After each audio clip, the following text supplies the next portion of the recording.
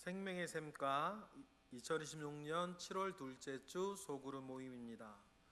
우리아를 살해하는 다윗이라고 하는 제목입니다.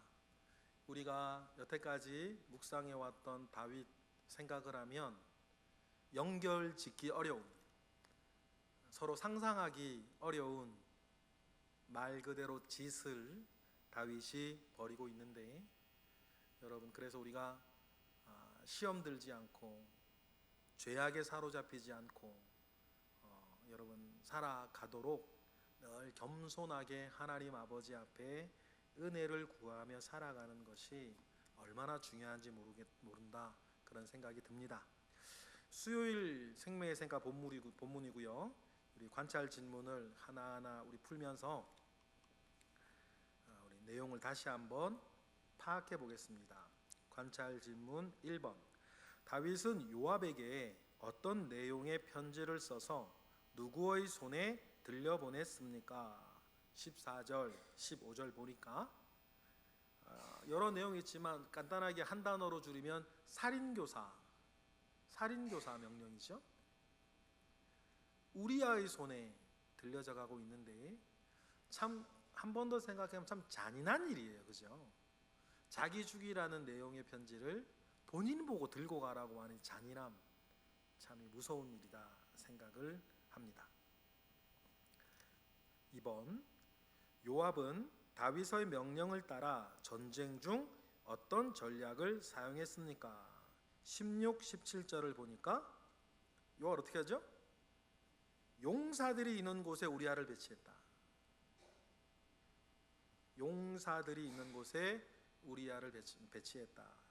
그리고 어떻게 죽게 되었는지는 뭐 이렇게 나오죠. 아마 이제 여러 내용들을, 정황을 우리가 살펴보면 이제 용사들이 있는 곳이니까 밀려서 이렇게 가는데 다시 힘을 내서 이겨서 쫓아가다가 이렇게 성벽 앞에서까지 전쟁을 벌이고 공선전을 벌였던 것 같고, 그때 이제 성벽 위에서 누가 화살을 쏘거나 해서 우리아가 죽게 되었다, 뭐 그렇게 우리는 상상할 수 있는데, 중요한 게 다 다윗의 모략이었다, 요압의 모략이었다라고 하는 것입니다.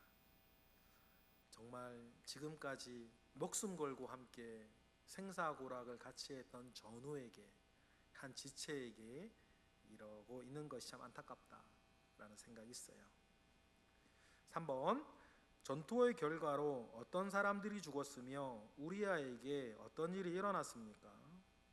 다윗의 부하 몇 명이 죽었고 우리아도 전사했다, 딱 밝혀요. 그때 죽은 사람들이 그냥 군인, 뭐 용사 그렇게 하지 않고 다윗의 부하라고 얘기를 하면서 이건 일어나면 안 되는 일이다, 다윗이 버리면 안 되는 일이었다라는 걸 계속 성경은 일깨워주고 있죠. 환기시키고 있어요. 그리고 우리아도 죽었다. 4번. 요압은 전쟁 소식을 다윗에게 전할 사자에게 무엇을 강조하여 말하라고 했습니까? 보니까 뭘 강조해요? 우리아의 죽음을 강조해서 말하라고 합니다. 5번. 우리아의 아내는 남편의 죽음에 대해 어떻게 반응했고 이후 다윗은 어떤 행동을 했습니까? 우리아의 아내는 소리내어 울었다. 다윗은 아내로 삼았다.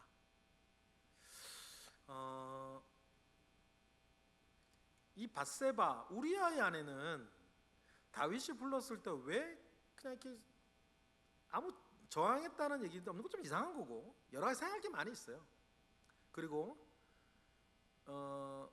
우리아의 아내가 소리내어 울며 통곡할 때까지는 자기 남편 전사 소식은 들었지만 다윗이 죽였다는 건 몰라요, 그죠?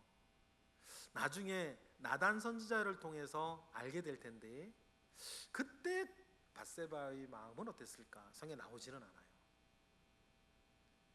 아침 드라마에서 여러분 보시는 내용들이죠? 참 그런 일들이 한 집안에서, 한 나라에서 벌어지고 있구나, 그러고 있습니다. 우리가 안타까운 건 이 일을 벌이는 주동자가 다윗이었다는 것이 너무 우리를 슬프게 하고 하나님을 근심케 하는 일이 아닌가 생각을 합니다. 자, 적용과 나눔으로 가겠습니다. 다윗은 자신의 죄를 숨기기 위해 우리아를 전쟁의 위험한 곳에 두는 계획을 세웠습니다. 당신은 당신의 잘못을 감추기 위해 또 다른 잘못을 선택했던 경험이 있습니까? 그때 어떤 결과를 경험했으며 지금 돌아보면 어떻게 해야 했다고 생각합니까? 이런 그대로 해주시면 되겠죠. 그대로 해주시면 되고, 자신의 잘못을 감추기 위해 우리가 벌이는 또 다른 잘못들이 많아요. 사실은 모른 척하는 것, 또 다른 나쁜 짓을 하는 것, 또 거짓말을 하는 것, 또 화를 내는 것, 이런 것들이 있죠. 그래서 내 잘못을 묻어버리려고 하는 것들. 그러니 속담에도 방귀 낀 놈이 성낸다는 말이 괜히 있는 게 아니요. 자기가 방귀를 껴도 왜 자기가 성을 내요? 그런 게 아마 내 잘못을 감추기 위한 사람의 어떤 본능의 어떤 영역일 텐데, 그때 정말 성령이 함께 하셔서 우리가 그럴 때 오히려 그런 일 없기를 바라지만 오히려 회개를 잘하는, 그래서 영성이 깊다라고 하는 건 두 가지인데 투시 보고 미래 이런 것을 두고 은사가 있는 거고, 영적으로 깊다는 건 뭐냐면 더 사소한 일도 죄로 느끼는 거고, 그리고 회개를 잘하는 거예요. 그래서 하나님을 더 많이 안다는 거고, 하나님 앞에 내 삶의 도를 더 잘 안다는 거예요. 그런 것들이 중요하지 않나 생각을 합니다. 2번, 요압은 다윗의 명령이 부당하다는 것을 알면서도 그대로 복종하며 우리아를 위험에 빠뜨렸습니다. 당신은 옳지 않다고 느끼면서도 권위 있는 사람의 지시에 따랐던 경험이 있습니까? 그 상황에서 하나님의 뜻을 따르기 위해 어떤 선택을 할 수 있었습니까?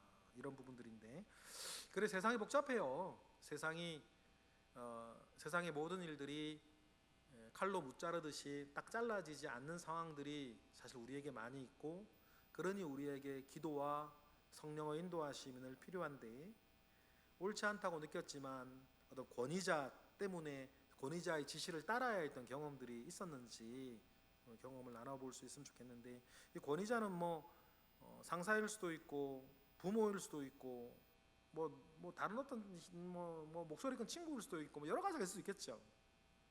원치 않았는데 그런 권위 있는 사람의 지시에 따라서 내가 이거 잘못된 일이라는 것 아닌데 싶은데도 했던 일이 있었는지 얘기 나눠보시는 거고, 그때 우리가 어떻게 해야 될까? 이제는 앞으로 그런 일이 없으리라 장담 못하는데 그때는 어떻게 하면 좋을까?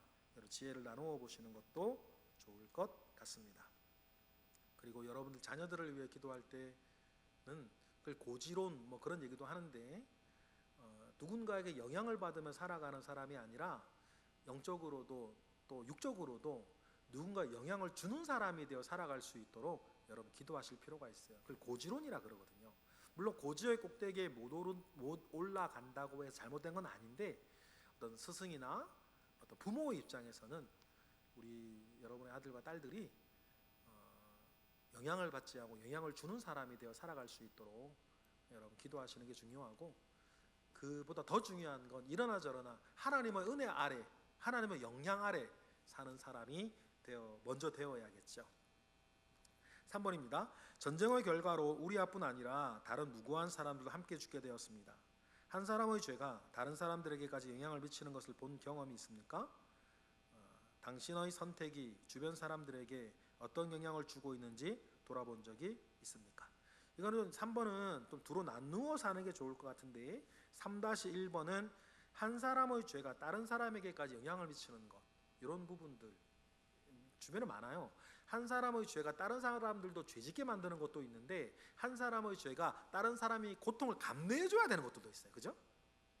그 죄가 어떤 것이든지 간에 이런 것들이 우리 삶에 참 많은 애환을 낳기도 하는데, 그런 걸 주변에서 본 적이 있는지 경험한 적이 있는지 이야기를 나누어 보는 것 중요하고, 두 번째 3-2번 우리의 선택이 다른 사람들한테 어떤 영향을 줄까에 대해서도 얘기를 해보는데, 요 얘기를 꼭 해주셨으면 좋겠어요. 우리가 살면서 기억해야 될 문장이 하나 있는데, 지금 나는 주변 사람들한테 어떤 영향을 주는가, 또 지금 내 주변에는 나에게 어떤 영향을 주고 있는가, 이 두 문장은 늘 우리가 기억하며 살아야 돼요. 다시 한번, 나는 지금 주변에 어떤 영향을 주고 있는가, 내 말과 행동들이 늘 기억하며 살아야 되고, 또 두 번째는 내 주변에는 지금 나에게 어떤 영향을 주고 있는가, 이거 늘 기억하며 살아야 됩니다. 이걸만 딱 기억하면 우리의 많은 것들이 컨트롤 될 수 있어요. 그래서 악한 것들은 늘 끊어내는 거룩한 습관, 그것이 우리 가운데 있어야 될 줄 믿습니다. 4번, 당신은 소식을 듣고도 자신의 행동을 합리화하며 상황을 덮으려 했습니다. 다윗은, 당신은 자신의 잘못을 정당화하거나 가볍게 여기려 했던 적이 있습니까? 그때 하나님 앞에서 정직하게 서기 위해서 무엇이 필요했습니까? 근데 요거는 2번하고 좀 연이어지는 내용이기도 해요. 2번하고 4번은 함께 해주시면 좋겠고, 4번의 약간 다른 점은 무게중심이 자기에게 더 많이 와 있죠. 그런데 이런 상황에서 우리가 여러분 기억하셨으면 좋겠어요. 제가 이제 말씀 전할 때 가끔 드리는 문장이기도 한데, 타인에게 관대하고 자기에게 엄격하셔야 돼요. 이게 바뀌기 쉽거든요. 여러분들 기억하십시다. 타인에게 관대하고 자기에게 엄격해야 돼요. 그게 안전해요. 그리고 그 기초 위에서 성경이 우리에게 가르쳐 주신 바, 서로가 서로를 불쌍히 여기고 나보다 남을 더 낮게 여기며 살아갈 수 있도록 늘 애를 써야 되는 거죠. 우리가 이게 남보다 나를 더 낮게 여기기가 쉽지, 나보다 남을 더 낮게 여기기가 쉽지 않은데 애써야 된다. 그렇게 애써야 된다. 그렇게 살 수 있도록 은혜를 구해야 된다. 5번, 다윗은 우리아의 아내를 데려와 자기의 아내로 삼았지만 하나님께서는 그 일을 악하게 보셨습니다. 사람들 눈에는 괜찮아 보이지만 하나님 보시기에 옳지 않은 선택을 했던 경험이 있습니까? 지금 하나님 앞에서 바로잡아야 할 부분은 무엇이라고 생각합니까? 이런 부분들인데, 나의 기준과 목표, 하나님의 기준과 하나님의 뜻은 다를 수 있다. 우리가 언제나 하나님 중심으로 살아가는 게 중요하다 했을 때, 내 기준과 내 목표가 중요한 게 아니고 하나님의 기준과 하나님의 뜻이 중요하다는 생각 가운데에서 언제나 하나님이 보실 때 어떨까, 예수님이라면 어떻게 했을까, 그 기준으로 늘 살아갈 줄 아는 저와 여러분 되시기를 바랍니다. 그렇게 해서 7월 둘째 주 소그룹 모임도 잘 진행해 주시기를 부탁을 합니다. 하나님께서 우리 모두를 이끄실 것입니다. 기도하겠습니다. 하나님 감사합니다. 크신 은혜 가운데에 우리와 함께 하시옵소서. 주님의 은혜가 우리 모든 모인 사람들에게 있기를 원합니다. 모인 모두에게 주님 은혜를 더하여 주옵소서. 예수 그리스도의 이름으로 기도드렸나이다.